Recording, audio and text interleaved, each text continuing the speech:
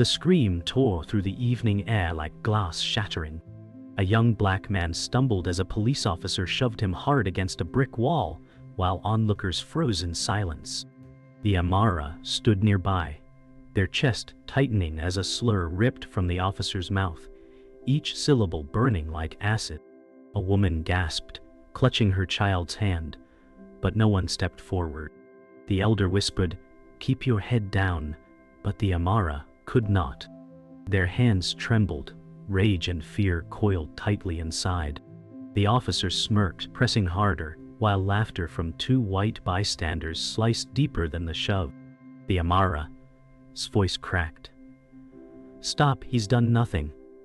But the words dissolved into the night's cruel air. The betrayal of silence wrapped around them, heavy as chains, and in that moment they understood this wound would never fade. The night grew heavier after the officer dragged the young man away. The street emptied, but silence clung to the bricks like smoke. The Amara walked slowly, the echo of that hateful word still burning in her ears. She wanted to scream, but the elder's voice haunted her, warning against drawing more attention. Every step home felt weighted with shame that wasn't hers to carry, yet the world forced it on her shoulders. Her heart pounded as she clenched her jaw, whispering under her breath, "Why is silence stronger than truth?" The sound of distant sirens mocked her, reminding her that safety was never promised. She wiped her face with the back of her hand, forcing the tears away before anyone could see. The quiet cut deeper than the scream, and the night became her witness. Word of the arrest spread quickly, carried in whispers that floated through the neighborhood. The crowd had dissolved, yet each person carried pieces of the scene like shards of broken glass. The Amara overheard two men arguing in hushed tones, one saying, "He deserved it," while another muttered, "No, it's always the same." She felt the betrayal sting deeper than the officer's cruelty, for silence had transformed into excuses. Children watched from windows, wide-eyed, learning lessons they should never know. The elder walked beside her, her steps slow, her eyes clouded, and the Amara asked, "Why don't they fight back?" The elder sighed, "Because fighting has always cost us more than silence." Her words were heavy, but the weight of resignation pierced sharper than steel. The night seemed endless, swallowing hope whole.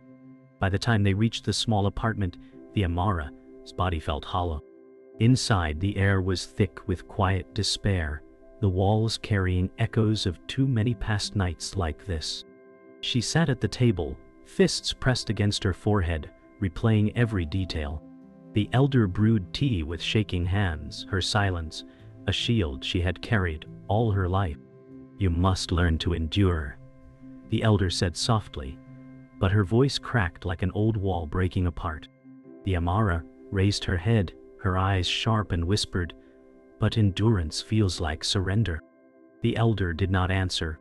Instead, her gaze fixed on the floor, where shadows danced like memories too heavy to name.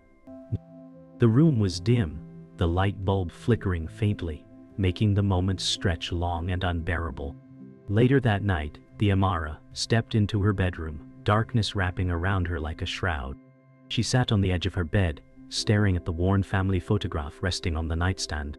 Her reflection in the glass blurred with tears she refused to let fall. She whispered to herself, "I won't let them erase us," but the words felt fragile against the weight of the day. Through the thin walls, the elder's muffled cough reminded her that survival had always demanded silence. The Amara clenched the photograph tighter, feeling both anchored and chained by history. Her heart pounded with fear, but beneath it flickered a spark that refused to die. As she lay down, eyes open in the dark, the night pressed heavy, but her spirit began to stir against it. The morning sun broke weakly through the blinds, casting pale stripes across the kitchen table. The Amara forced a smile as she set down a bowl of cereal for her younger brother, her hands still trembling from the night before. She smoothed his curls and said, "Eat up before school," but inside her chest tightened at the memory of the slur echoing in her ears. The elder sat silently, her hands wrapped around a chipped mug of tea, her eyes heavy with knowledge she would not share. The boy looked up, curious, asking why she seemed sad. She swallowed hard, replying, just tired. He accepted her answer, but she knew he had seen more than a child ever should. The weight of protecting his innocence pressed on her as the silence grew louder than words. Later that day, the Amara walked through the crowded school hallway, her books clutched tightly against her chest. A group of students stared as she passed, their whispers sharp as knives, though no words were spoken loud enough to confront. A teacher glanced her way, then looked quickly back at his papers, as if her discomfort was invisible. She kept her head high, though every step felt like wading through quicksand. Her friend Sarah walked beside her at first, but when the stairs grew colder, Sarah drifted a step away, pretending to adjust her backpack. The Amara felt her throat burn, realizing even allies could fade into silence when the weight of racism pressed down. She forced her legs forward, the click of her shoes echoing like defiance in a hall that wanted her small. That evening, the elder sat with the Amara on the balcony, the sky fading into indigo as city lights flickered alive. The elder's voice was low, almost swallowed by the hum of traffic. "Survival is not the same as living," she said, her eyes fixed on the horizon.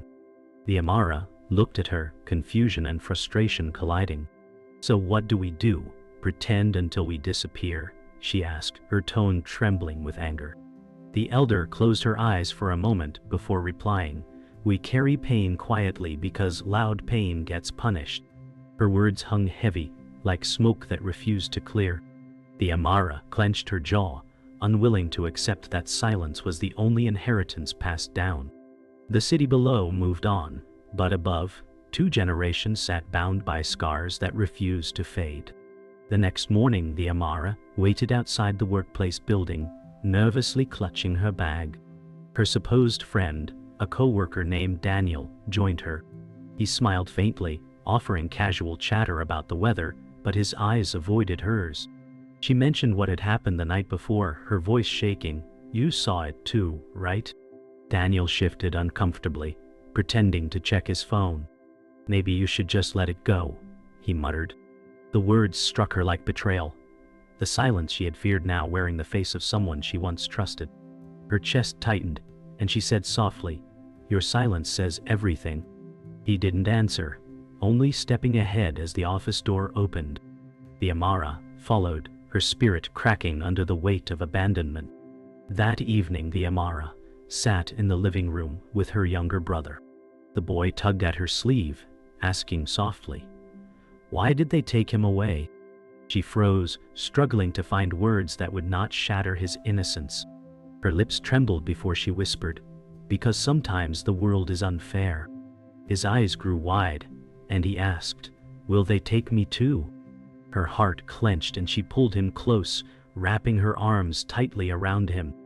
"No, I'll protect you," she said, though inside, doubt gnawed at her every syllable.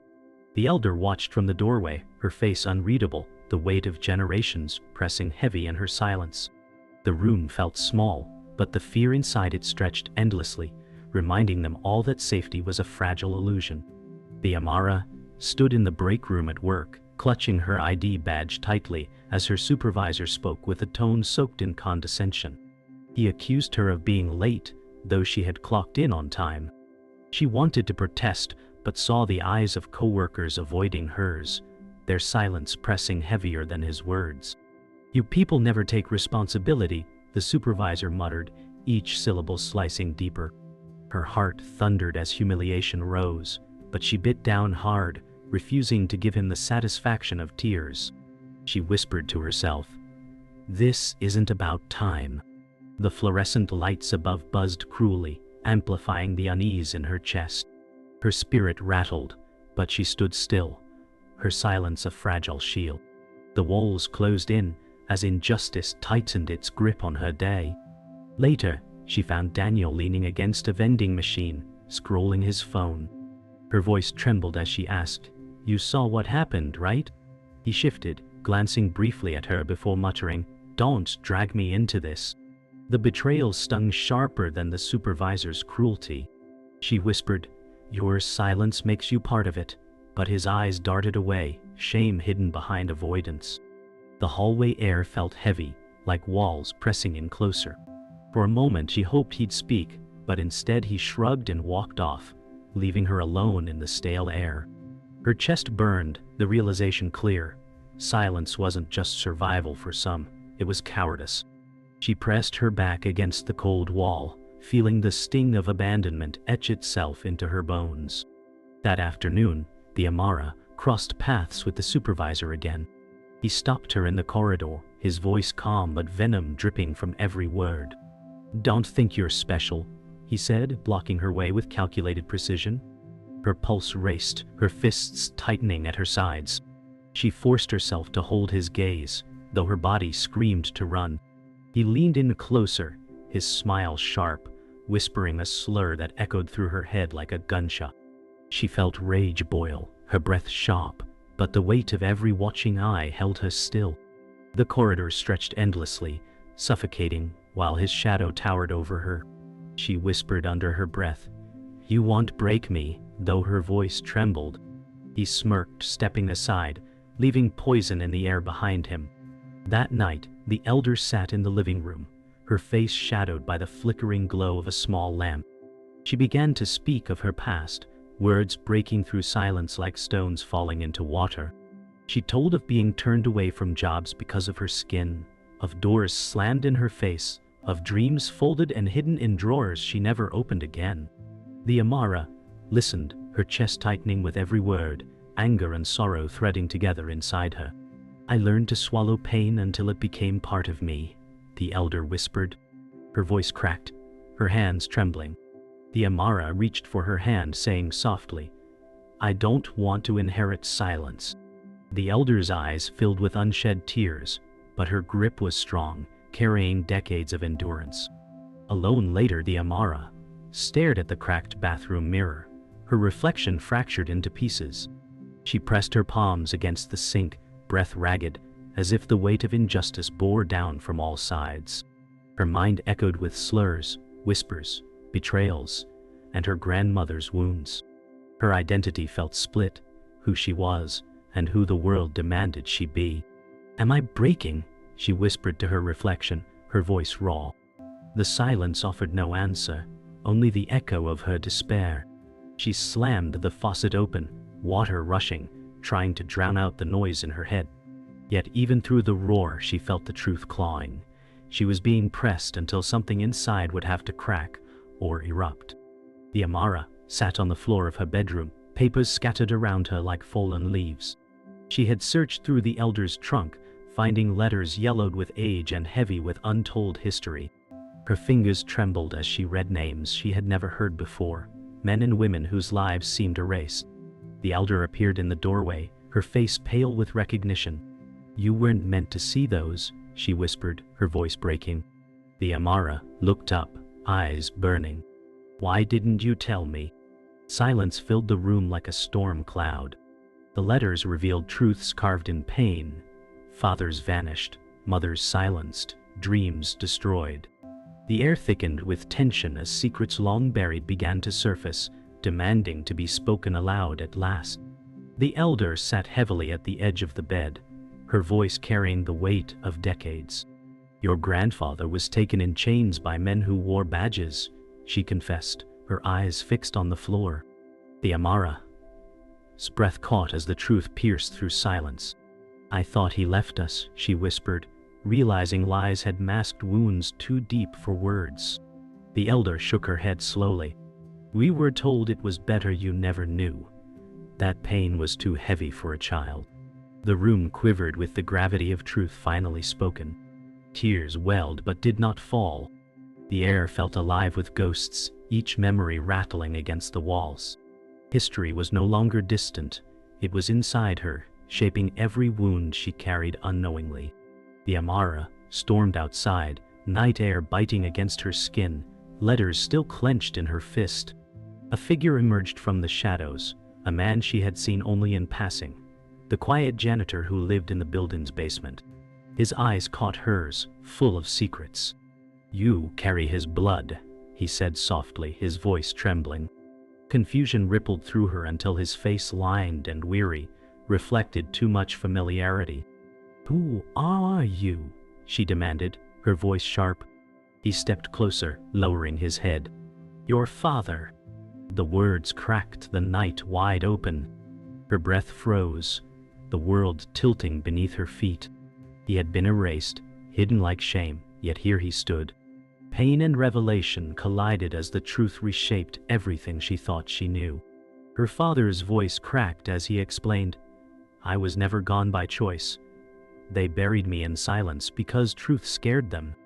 He spoke of nights in prison, for crimes he didn't commit, of being erased to protect others from carrying his pain. The Amara's heart thundered, every word digging roots into her soul. "All this time," she whispered, "you were alive, and I hated you for leaving." His eyes brimmed with sorrow, and he said, "I wanted you safe, even if you never knew me."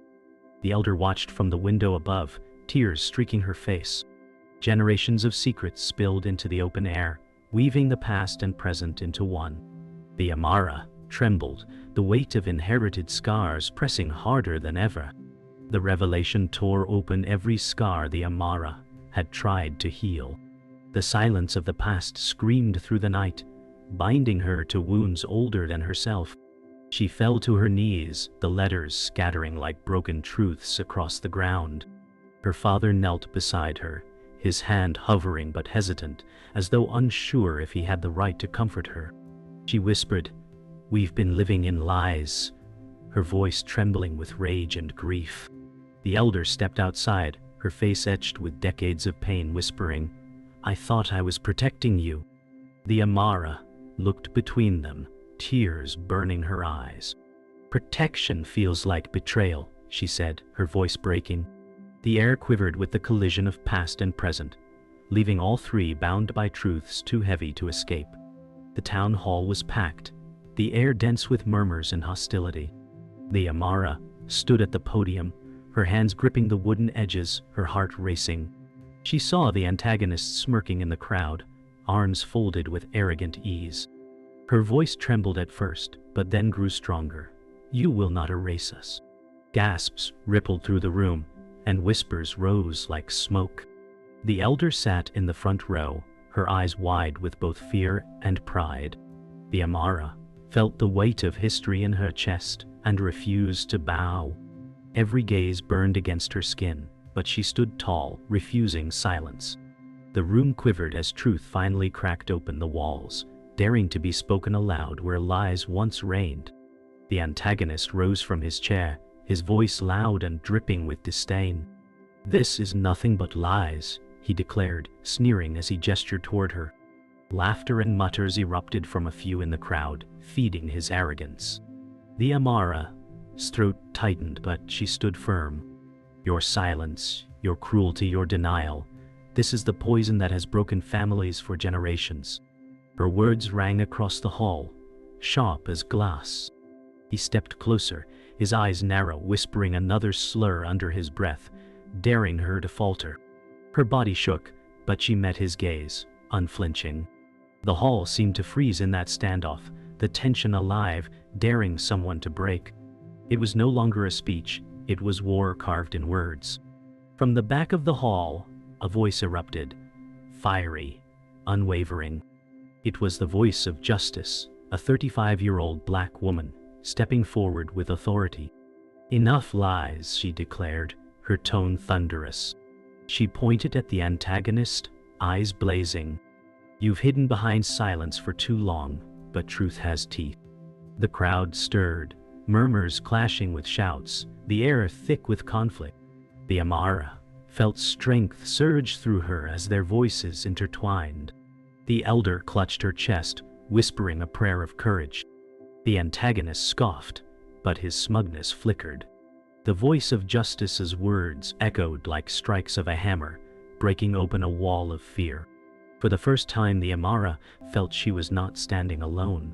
Daniel stood near the side wall, pale and sweating, his eyes darting between the antagonist and the Amara. For a fleeting moment she thought he might speak. But when the antagonist turned, Daniel lowered his gaze and stepped back into shadow. The betrayal burned hotter than fire. The Amara's chest heaved, her voice cracking as she shouted, "Even silence is a weapon." Her words struck like thunder, exposing his cowardice before all. Daniel's face reddened, shame flooding him, but he said nothing. The elder's eyes closed, her head shaking as if she had seen this weakness too many times before. The hall vibrated with tension, the Amara's voice rising higher, cutting through silence with unbearable force. Her voice erupted like a storm, words sharp and unstoppable. "We will not bend, we will not break. You tried to bury us, but we rise." Tears streamed down her face, but her voice was unshaken. The crowd roared, some in anger, others in solidarity, the room alive with fire. The antagonist's face hardened, but for the first time doubt flickered in his eyes. The elder rose slowly from her seat, tears glistening, whispering, "She carries us." The Amara slammed her hand against the podium, the sound echoing like a gavel. The hall shook with the collision of rage, truth, and defiance. For that moment, dignity was no longer begged for, it was demanded, burning into the walls that had caged them for generations. The town hall emptied, leaving echoes of raised voices lingering like ghosts. The Amara stood alone at the podium, her chest rising and falling, sweat mingling with tears. The silence felt heavier than the chaos before, as if the world paused to consider her words. She pressed her palms against the wood, whispering, "They heard me. Even if they hate me, they heard me." The elder approached slowly, her footsteps soft but steady, eyes filled with quiet pride. "You've spoken what we carried for decades," she said, her voice breaking. The Amara exhaled deeply, the storm inside still raging, yet something unshakable had taken root. The hall no longer seemed suffocating, it felt scarred, but marked by truth. Outside, the community gathered in clusters, voices buzzing with divided energy. Some clapped her on the back, whispering words of solidarity. Others sneered, muttering insults under their breath. The Amara walked through them, each step heavy but unbroken. A young woman grasped her hand tightly, whispering, "Thank you for saying it." She nodded, though her heart still trembled. The elder stayed close, a protective shadow at her side. For every sneer, there was a nod, for every mutter, a spark of hope. The air carried tension, but also the beginnings of change. She realized that victory wasn't silence shattered in one night. It was the courage to keep speaking, even when the world tried to bury her voice. Back home, the elder poured tea, her hands steadier than before. She looked at the Amara and said, "I thought silence was strength, but tonight you showed me it can also be surrender." The words hung heavy, both apology and revelation. The Amara's eyes softened, her voice trembling as she replied, "I didn't want your pain, but I can't hide from it either." The elder nodded, her gray braids catching the dim light. For the first time, she allowed her tears to fall freely. The Amara reached across the table, their hands clasping tightly, generations of endurance colliding with defiance. In the stillness, something shifted. The chains of silence loosened, not broken entirely, but weakened enough for voices to rise again. The child sat on the living room floor, coloring quietly, but his eyes darted upward with questions too big for his age. "Why do they hate us?" he asked softly, voice pure and unguarded. The room fell silent, the elder lowering her gaze. The Amara knelt beside him, her voice trembling but firm. "Because they fear what they don't understand. But you must never believe their lies." He frowned, looking at her with wide, innocent eyes. "Will they stop one day?" She hugged him tightly, whispering, "Not soon enough. But we keep fighting, so maybe you won't have to." His arms wrapped around her, and in that moment, the weight of protecting innocence felt heavier than any speech.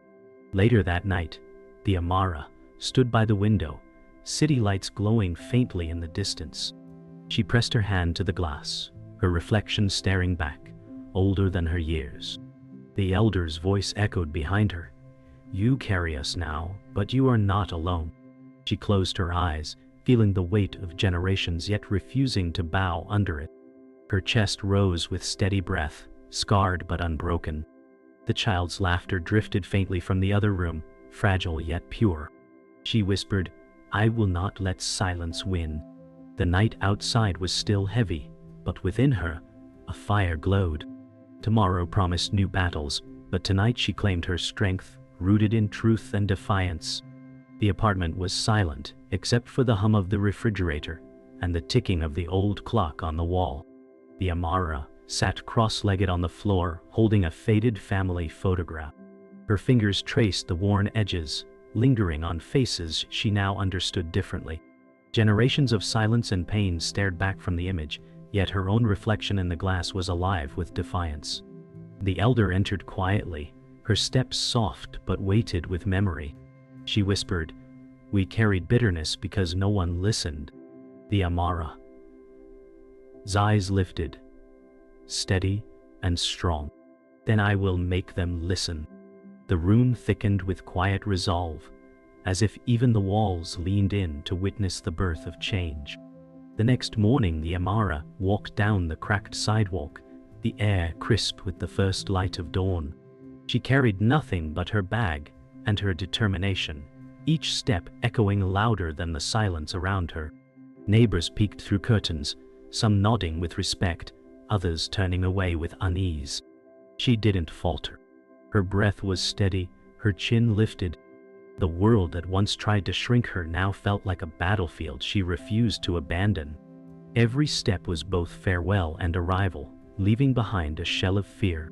The elder's voice lingered in her memory, not as a warning but as a testament. She walked forward, not away, carrying both the weight and the fire of her ancestors. A child's laughter broke through the quiet, and the Amara turned. Her younger brother stood on the porch, waving wildly with his small hand. "Come back soon," he shouted, his innocence cutting through the heaviness of the morning. She smiled faintly, though her eyes glistened with tears she refused to let fall. His presence reminded her of the future she fought to protect, fragile but glowing. She raised her hand, waving back, her chest tightening. The elder stood behind him, her hand resting gently on his shoulder, her face lined with both sorrow and pride. For the first time, their silence wasn't a cage, but a recognition that words had already been spoken. The boy's laughter carried hope into the air, fragile yet unbreakable. In the stillness of the road ahead, the voice of justice appeared at the corner, arms folded, eyes blazing with quiet fire. "They will try to silence you again," she warned, her voice steady. The Amara stopped, meeting her gaze. "Then I will speak louder," she replied, her voice sharp with certainty. The voice of justice nodded, her expression fierce yet approving. "Your courage is their fear," she said, her words carrying weight like stone. For a moment the two women stood in silence, a recognition passing between them that the fight was far from over. The wind stirred, carrying the promise of battles yet to come, but neither flinched. Strength met strength, forging a bond in defiance. The Amara continued walking until she reached the end of the block. She paused, placing the family photo gently on the doorstep of a crumbling building scarred with graffiti. Her lips trembled as she whispered, "They thought they buried us, but they forgot. We are the roots." The words hung in the air, heavy and eternal. She turned away, her steps steady, her figure shrinking into the horizon. The city buzzed back to life around her, indifferent yet unknowingly changed. The elder and child watched from afar, their silhouettes framed in morning light. The photo lay on the step like a seed, silent but unyielding. The story ended not with relief but with defiance, leaving behind a wound, a spark, and a legacy that refused to die.